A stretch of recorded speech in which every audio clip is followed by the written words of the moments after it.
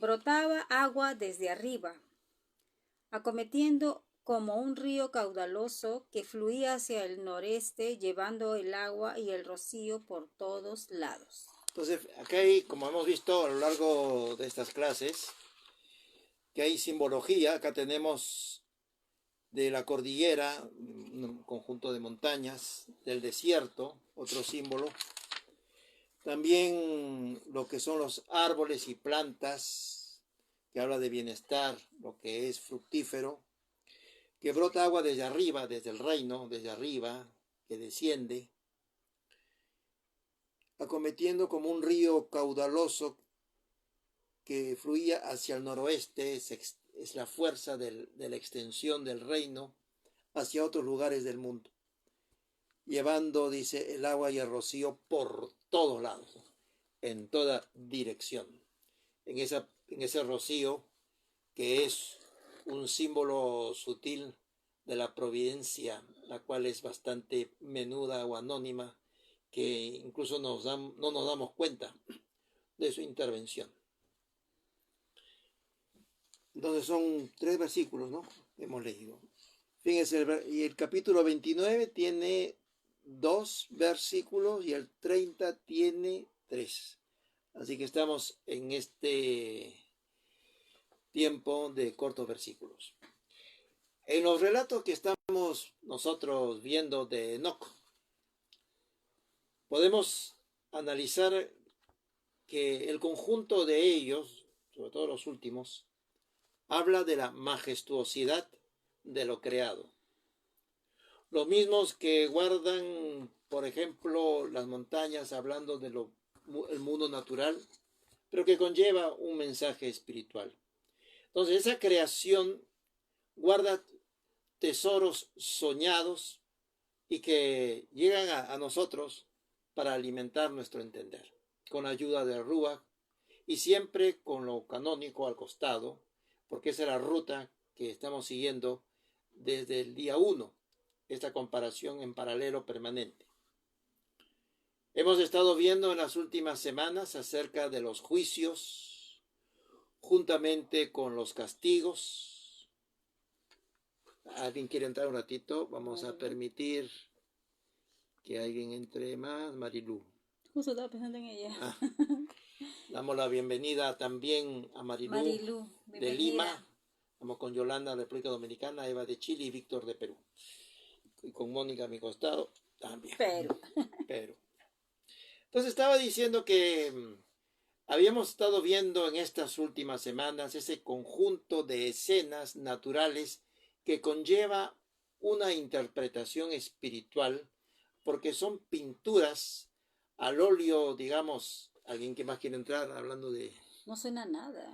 Sí, a veces Antes avisaba. Ahora sí, Yanaris. ¿No? Your light, Yanaris. Bienvenida, Yanaris, luego de superar algunos impases, ha llegado. Felicitaciones. Ya estamos, creo que ya completo. Todos.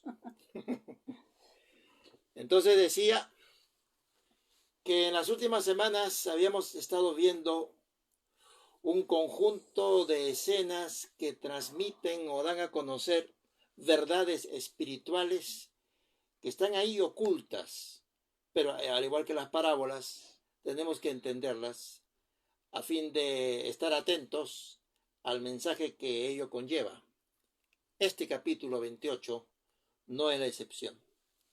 Entonces está presentando la majestuosidad de lo creado, que guardan, esconden tesoros que con ayuda de Ruach podemos descubrir. Hemos visto en las últimas semanas, creo que en las 2 últimas, acerca de los castigos, de las sanciones, de los juicios. Y ahora Enoc es conducido en esa visión, de acuerdo a la narración del libro, a experimentar la hermosura, la sinfonía armónica que se encuentra presente con la firma del Adón, del Señor. El mundo que creó el Todopoderoso no ha dejado de funcionar un solo instante en la armonía establecida. Es el hombre que desarregla las cosas, el que violenta la sincronía perfecta de lo creado, porque juegan intereses egoístas, avaricia, vanagloria, vanidad, que turba el ambiente espiritual.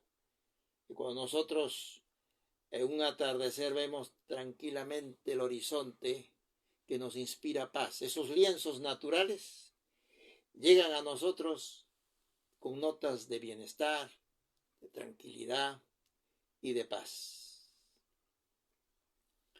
Es una sincronía de sus leyes, que para que eso sea, están actuando.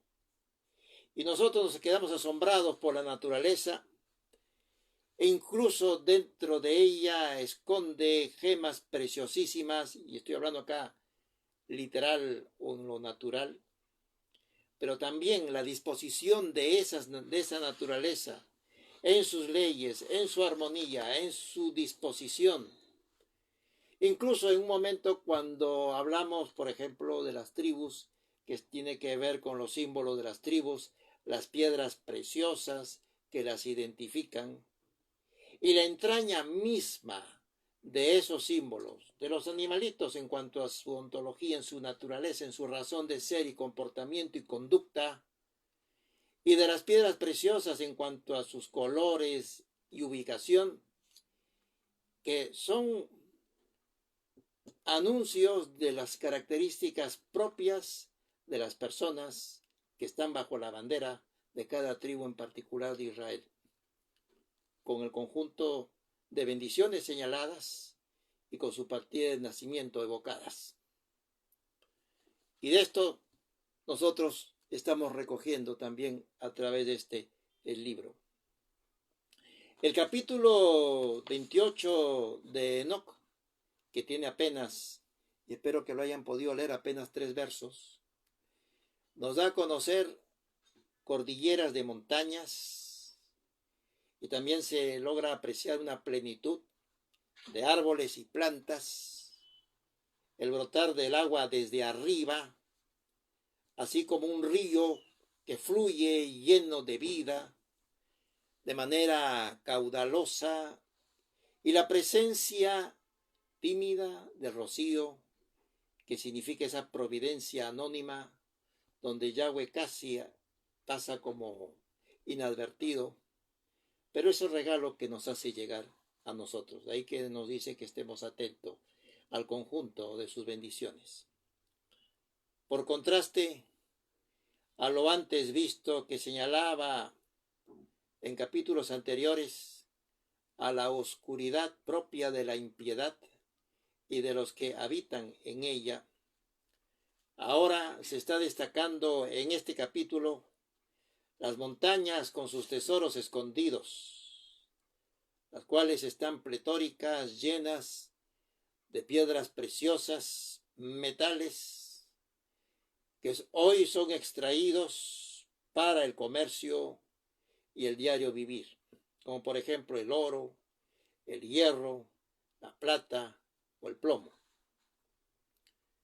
Hermosas joyas también se cobijan en las entrañas de las montañas y que resplandecen bajo la luz con enigmático brillo. Las riquezas que el hombre, esas riquezas que el hombre las ve como oportunidades para hacerse ricos, el hombre las ha empleado en términos generales. Hay excepciones, evidentemente, pero llevados por la avaricia, por la fatuidad, por la vanidad, y no han sido colocadas esas piedras preciosas para esos fines subalternos. Fueron establecidos en dichos sitios no para satisfacer la vanagloria del hombre, sino que responden al ajuste fino. ¿Alguien más quiere unirse? Hoy día estamos con un Google Meet silencioso. Va a entrar, un contraste, mira, silencioso, va a entrar hermana Mari. Adelante. Bienvenida, hermana Mari. ¿Cómo estás? Entonces, señalaba que esas riquezas y esas piedras preciosas responden a un ajuste fino de la creación y a un equilibrio que está sincronizado bajo designios de luz y que la ciencia puede descubrir. Ahí tenemos el oro, tenemos la plata, que responde desde su presencia física al orden que es necesario que el mundo mantenga de manera justa. La naturaleza se conduce sin prisas, el hombre está en las prisas. La naturaleza se conduce sin pausas, el hombre a veces tiene pausas producto de la indecisión. La naturaleza marcha siguiendo el curso por voluntad del Supremo Hacedor y en esa paz se mantiene porque transcurre sus días de la naturaleza por las leyes del Supremo Hacedor. Y este capítulo 28 tiene por finalidad remarcar que lo creado manifiesta la gloria y la sabiduría del Omnipotente. En su momento colocaremos una lupa sobre incluso códigos, números presentes en la naturaleza en su esencia. La corrupción que se observa en el mundo es una traición contra lo que nos ha dejado el Padre, contra el trono de Yahweh. Empleando lo creado que tiene un diseño y un propósito celestial para propósitos injustos, llevados por la avaricia, llevados por el amor al dinero.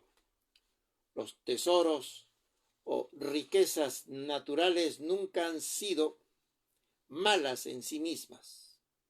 Es el amor a esas cosas, la devoción a esas cosas. Es colocarlo como razón de ser del día a día de esas cosas. Son las manos corruptas las que envilecen el uso correcto de ellas. En cambio, la naturaleza con fidelidad sigue el trazo que el Creador le ha señalado, mientras que el hombre es una víctima de su propio desatino y apresuramiento en hacerse ricos. Como dice la palabra, no te apresures en hacerte rico, porque en ese apresuramiento se te va tu alma y no te serás sin pecar. Por tanto, en esas manos corruptas y en esos desatinos y en esa vida que se llena de sobresalto, son responsables de sus propias elecciones morales. La restauración de lo desértico, de lo que está aquí hablando en este capítulo 28 de Enoc,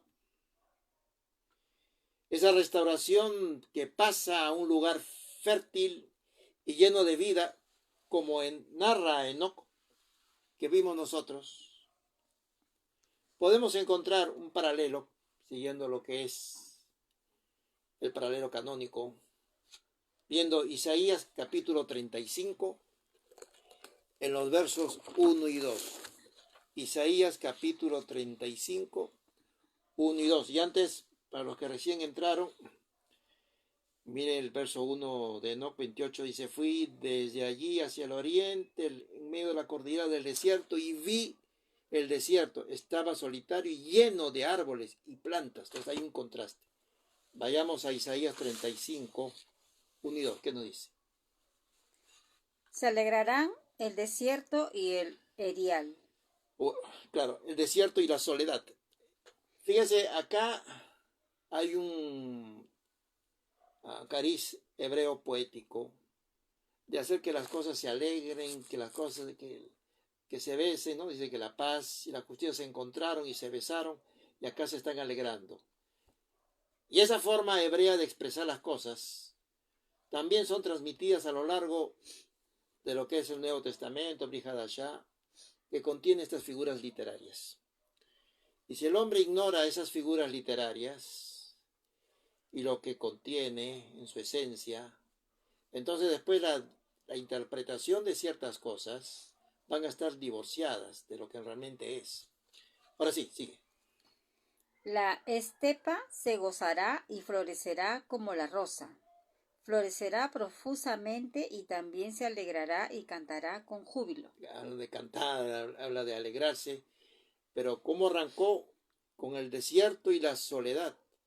Luego viene el giro, luego viene el contraste, que habla de florecer. ¿Qué más? El fruto. Alegrará y cantará con júbilo.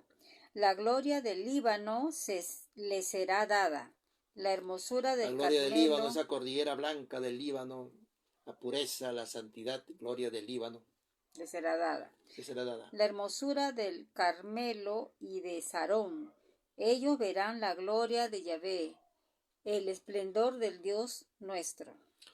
Entonces, en medio de ese desierto, en medio de esa soledad, está el contraste de la plenitud, que habla acá de gloria, de fruto y de florecimiento.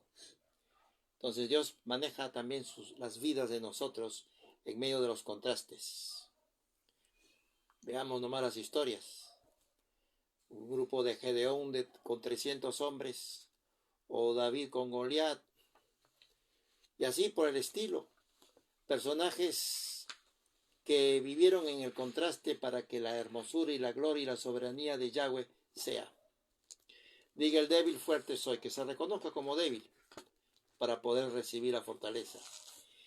Y también podemos ver en Ezequiel 47, 6 al 9, Ezequiel capítulo 47, 6 al 9. Entonces recordemos que el hebraísmo poético le da cualidades humanas, en este caso le ha dado esas cualidades al desierto y a la soledad, que tú has leído ahí, de alegrarse. ¿Qué más has dicho? Con júbilo. Júbilo, y también por ahí canto. Ya, que dice Ezequiel 47, 6 al 9. Y me dijo, ¿has visto, hijo de hombre? Después me llevó y me hizo volver por la ribera del río. Ahí está lo que está señalándose ahí en Enoc, río, ribera. ¿Qué vio ahí? Y al volver vi que en la ribera del río había muchísimos árboles a uno y otro lado. Igual que Enoc, en medio de eso, muchos árboles.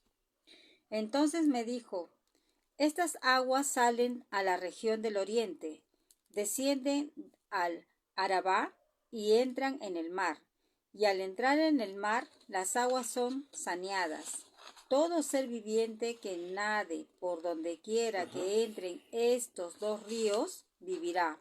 Y habrá muchísimos peces por haber entrado allá estas aguas, pues serán saneadas. Vivirá todo lo que entre en este río. Sanidad, abundancia, todo ello, juntamente con el río. Hay una canción que más de una vez he podido compartir de esos ríos que del trono salen y que sanan a los hombres.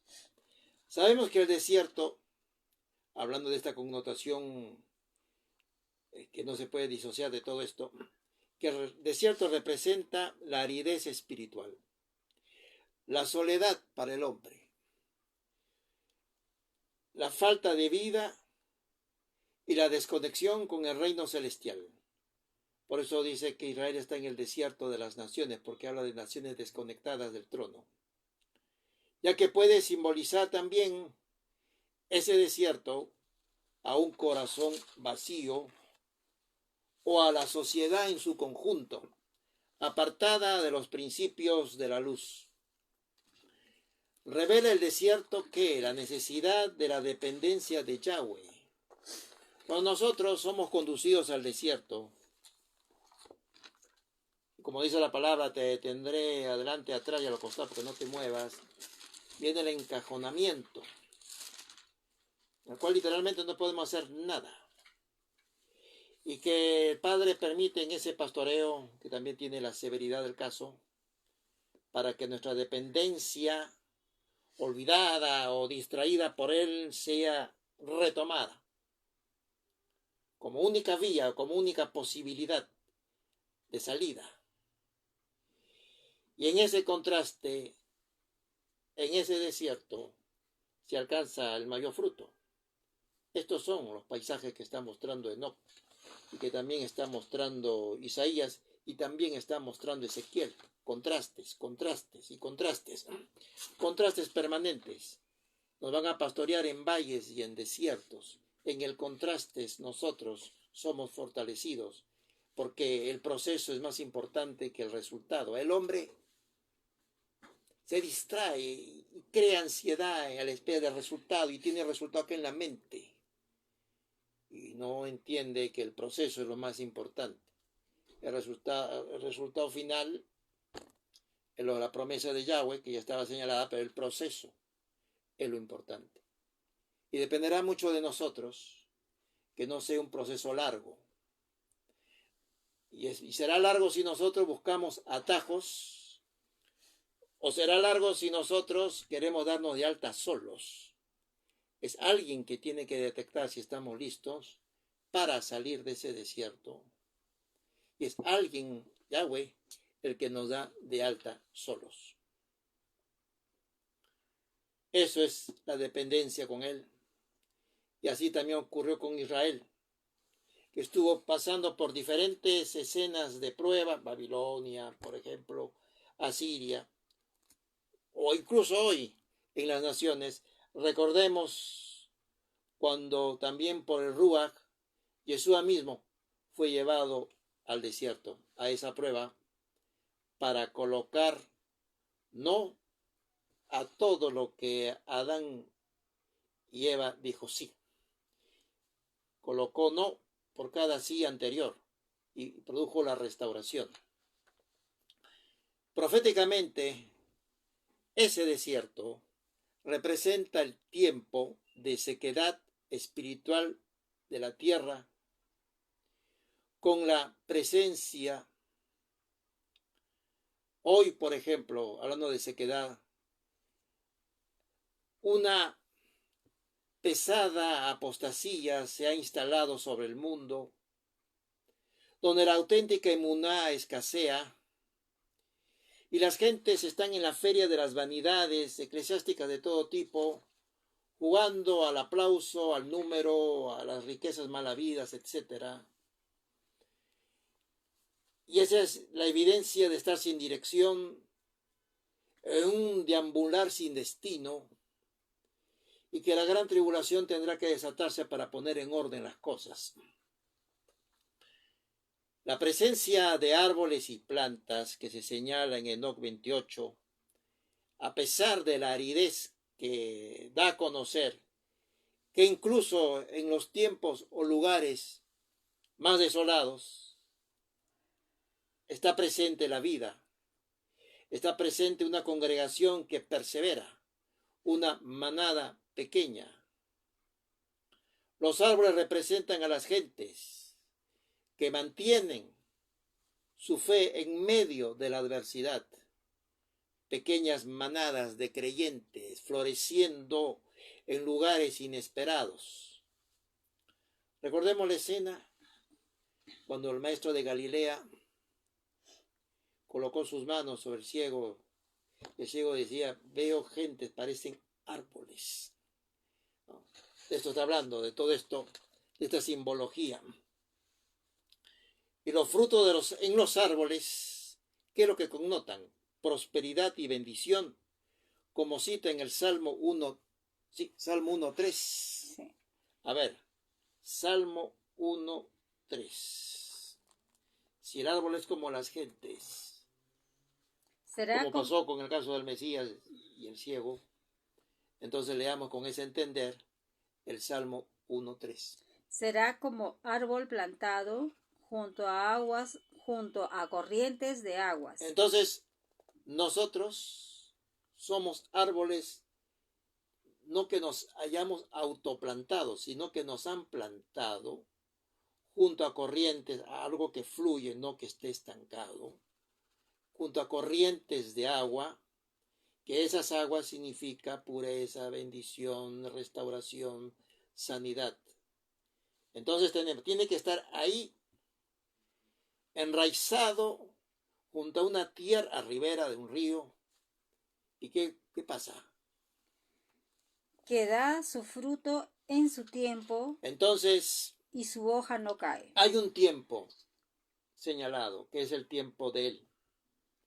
Entonces, llegado el tiempo de él, ello, si se mantiene que está ahí enraizado junto a corrientes de aguas que fluyen y no se queda dormido, sino que está abierto el corazón a recibir lo del río de él, entonces llegará su fruto en su tiempo, si la condición primera se atiende.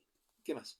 Y todo lo que hace prosperará. Por consecuencia de eso, todo lo que hace Prosperará. prosperará. Plantado, que no se mueva de ahí, plantado, que no se mueva de esas corrientes de aguas que da fruto en su tiempo. Y su hoja, no te había leído esto, y su hoja no cae, ¿lo leíste? Claro, sino que tú hablas. Y su hoja no cae, porque eso representa sanidad de alma, representa vida permanente. Su hoja no cae. Entonces, como consecuencia de estar plantado junto a corrientes que fluyen, no agua estancada, porque de eso hay bastante, sino junto a corrientes que fluyen y su hoja no cae, que habla de la evidencia de la sanidad para su vida, de lo que está recibiendo de esa agua que fluye, entonces en su tiempo llega ese fruto y todo lo que hace desde esas condiciones, no de otras, desde esas condiciones presentes que está señalando el Salmo 1, 3, entonces sí va la respuesta. Como está acá, todo lo que hace prosperará. Todo lo que hace tendrá un resultado desde el diseño célico. Fruto en su tiempo. Hay pastoreo previo. ¿Qué es un fruto en su tiempo? Hay un fruto. ¿Por qué? Porque ha habido un pastoreo anterior. Porque hay un conjunto de vivencias. Un conjunto de vivencias ha permitido que ese fruto sea. Lo que está diciendo acá en este salmo. Su hoja no cae porque está permanentemente lleno de vida, conectado a esos ríos de agua que siguen fluyendo. No aguas humanas, estancadas en la tradición, sino aguas actuales que siguen fluyendo desde la potencia de un río caudaloso como un ruaj. No hay inconexión y que no se ha interrumpido ese fluir de esa vida que le permite avanzar, esa vida en él, lo que le permite avanzar y prosperar. Eso es lo que decía en el Nuevo Testamento, ¿no? Que seas prosperado en todo como tu alma prospera. ¿Y cómo tu alma prospera? Con pastoreo previo, para que dé fruto. La evidencia de corrientes correctas, de aguas que fluyen y que se nota en la hoja que no cae. Como consecuencia de ello se convierte en un eficiente administrador o representante del reino de los cielos. Así compruebas. Así seas también prosperado en todo, con ese método. No es un verso que tenga que ver con dinero, sino con pastoreo, con corrientes de aguas, porque la palabra es una sola y la palabra está hiperconectada permanentemente.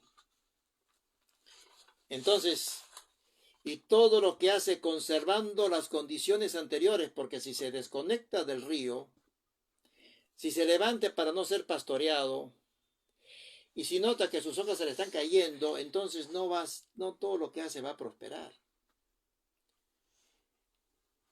Es cuando está dando fruto y llenando su vida que va a lograr avanzar.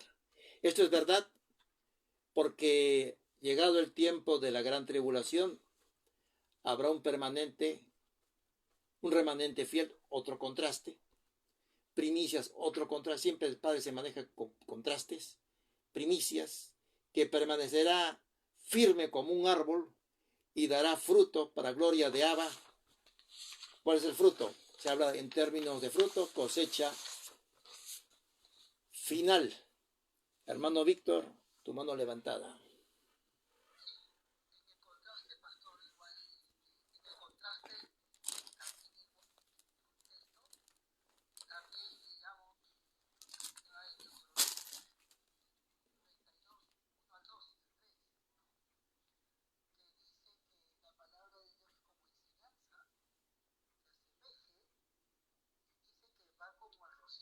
Uh-huh.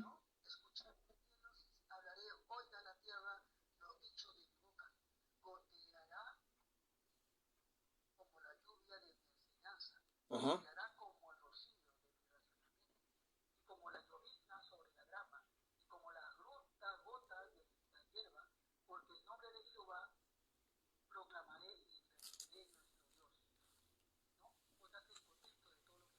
¿Dónde está, hermano, eso exactamente?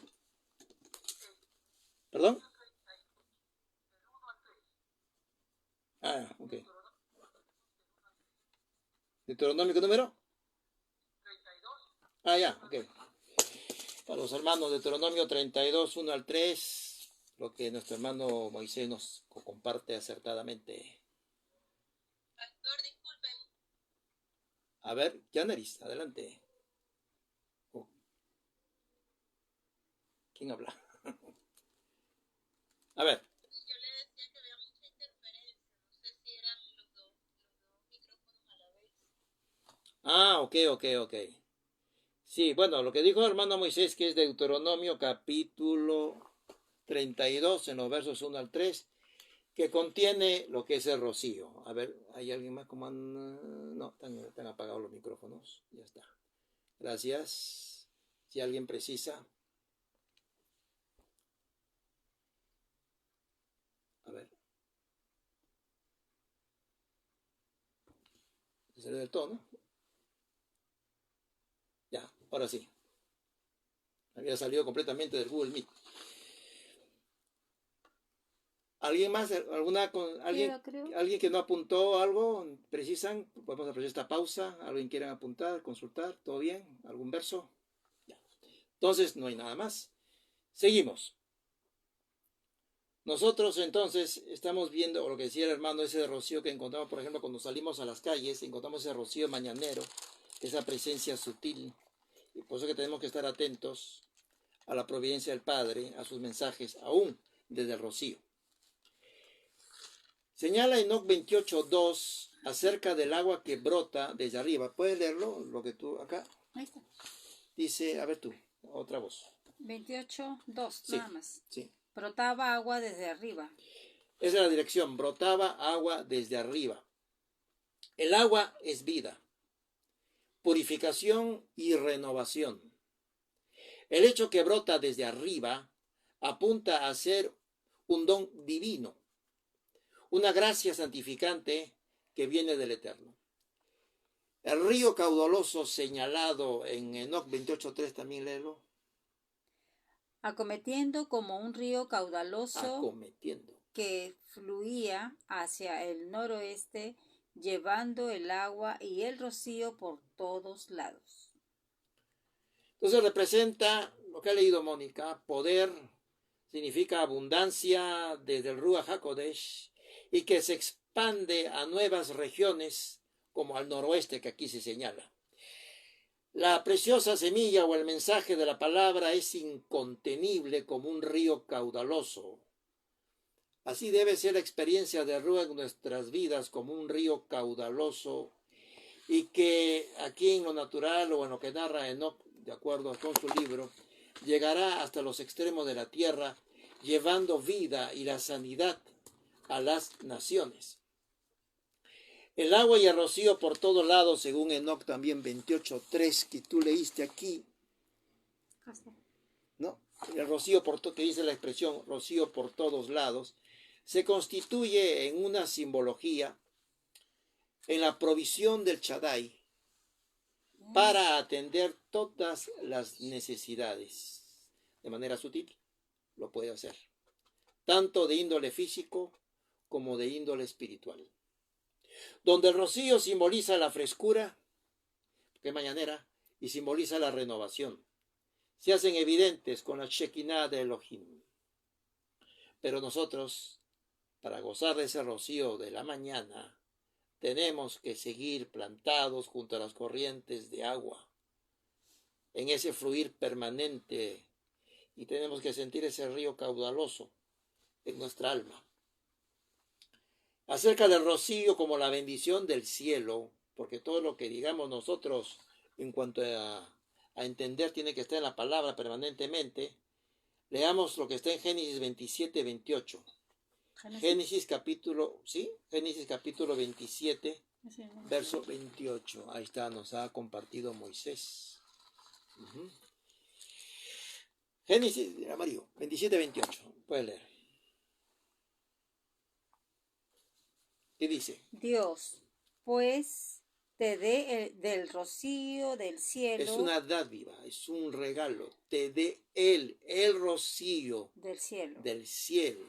Y de los frutos de la tierra, y abundancia de trigo y mosto. Exactamente lo que hemos leído también en Enoc. Ese rocío del cielo, frutos de la tierra y abundancia, prosperidad, habla de trigo y de mosto. El mosto es el zumo extraído, obtenido de la fruta, por lo general de la uva. El capítulo 28, que es de contraste, como nuestra vida lo es, del libro de Enoc, en su narración se descubre el anuncio también del estado final de las cosas, para lo cual podemos, en consonancia a lo expresado, sobre renovación de la tierra, sobre maldición quitada, podemos leer lo que está contenido en Apocalipsis, ya con este es el último versículo, Apocalipsis capítulo 21, en los versos 1 al 4. Vayamos a Apocalipsis capítulo 21, en los versículos 1 al 4, hablando de renovación, maldición quitada, de todo esto que hemos estado viendo hasta aquí. Entonces vi un cielo nuevo y una tierra nueva, porque el primer cielo y la primera tierra habían pasado y el mar ya no existía más. Igual nosotros, hoy día es el día de Moisés con los versículos. También por interno, si nos mandas, hermano, muchas gracias para poderlo compartir. Hay cosas que en nuestra vida han pasado y que ya pasaron. Pues habla de vida nueva. No podemos nosotros estar construyendo en odres viejos, o vertiendo el vino nuevo en odres viejos. Lo que pasó, pasó. Ya no podemos seguir cargando con el pasado. Al pasado se le deja una rosa en la puerta, dándole gracias por lo que nos enseñó, lo que nos forjó, por lo que nos mantuvo en esa dependencia con Yahweh, por duro que esto haya sido. Y ahora viene la renovación, ¿no? Lo que está acá hablando. Ya, el versículo 2 dice, y yo, Juan, vi la santa ciudad, la nueva Jerusalén, descender del cielo, y de parte de Dios, ataviada como una esposa hermoseada para su esposo. Viene del cielo, de arriba, esa es la dirección del reino eterno, de arriba viene la nueva Jerusalén, ataviada como esposa. Y oí una gran voz del cielo que decía, el tabernáculo de Dios está ahora con los hombres. El templo. Él morará con ellos. Él es el templo. Ellos serán su pueblo, y Dios mismo estará con ellos como su Dios. Enjugará Dios toda lágrima de los ojos de ellos. Va a enjugar todas las lágrimas. Nuevamente el contraste. Y ya no habrá más muerte, ni habrá más llanto, ni clamor, ni dolor, porque las primeras cosas ya pasaron. Ya pasaron. En una misma, alguien quiere unirse, ¿quién será? Vamos a ver un ratito. Rosa Callirgos, adelante. Bienvenida, hermana Rosa. Fíjese en lo que hemos leído nosotros. En Apocalipsis 21, 1 al 4, viene y desciende la nueva Jerusalén, ataviada, preparada. Y las cosas que habían acontecido, o las cosas que nos han acontecido a nosotros, ya pasaron. Porque si nosotros la seguimos pastoreando desde el dolor, no hay espacio para lo nuevo. Tenemos que dar espacio a lo nuevo, en esa renovación, así como la naturaleza se renueva y bota las hojas otoñales. No podemos cargar hojas otoñales. Tenemos que estar en ese verdor, recibiendo y estando nosotros plantados junto a esas corrientes que fluyen continuamente. Y este pasaje de Apocalipsis 21, 1 al 4, por eso que habla también de aquellas cosas que pasaron. Ya no hay llanto, ya no hay dolor, ya no hay enfermedad, ya todas esas cosas pasaron. El Padre nos dice, hijo, hay cosas que pasaron en tu vida, ya pasó. Ahora tienes que estar enfocado en eso nuevo. Y eso que está hablando de eso, lo que es renovación de vida, es lo que también señala acá en Apocalipsis. Y este capítulo 28, esta narración que hacemos permanentemente con lo canónico, del libro de Enoc en este capítulo 28, está evocando a las imágenes del jardín del Edén. Un lugar de perfecta armonía entre el Adón, el Señor, el hombre y la naturaleza. La grey restaurada vivirá en comunión con Él en una tierra renovada. Y así como el desierto se transforma en un jardín, Dios puede transformar nuestras vidas áridas, aquejadas por la soledad, por lo solitario, en vidas plenas y en vidas de bendición para los demás, porque el árbol se extiende hacia los demás en fruto. Debemos, por tanto, permitir que el agua viva del Ruach HaKodesh fluya en nosotros libremente como un río caudaloso, renovando con su fluir nuestra mente y nuestro corazón. Abba Padre tiene todo poder para traer sobre nosotros la vida, la esperanza, desde los contrastes, y llevar el agua recibida a los lugares donde se precisa, ahí donde está la aridez, ahí donde está la soledad, trayendo ahí la esperanza, trayendo ahí la sanidad, trayendo precisamente en aquellos lugares donde antes estuvo el llanto, la restauración, siempre y cuando nosotros al recibir todo ello lo traigamos y lo expandamos hacia los demás que nos rodean. Ello permitirá que nuestra hoja esté siempre verde, porque la hoja verde habla de testimonio que se expresa. De ahí esa naturaleza. Y por eso, por un testimonio que se expresa, todas las cosas bajo ese sentir serán, como leímos nosotros, o leyó Mónica, en el Salmo 1:3. Finalmente, ya la hora avanzó. Este capítulo 28 mantiene el rico simbolismo escritural presente en el canon bíblico que hemos leído, y así como sus resonancias escriturales, que aquello que ha sido hoy manifestado en escritura, tocante a nuestras vidas, que pueda haber todavía capítulos no cerrados de aridez o de soledad, podamos nosotros abrirnos a la esperanza desde el rocío de la mañana de aquellos que velan y oran a tempranas horas buscando de Él sus nuevos tiempos en nosotros. Gracias, mis hermanos. También voy a despedirme de las personas del Facebook. Esperamos verlos en una próxima oportunidad.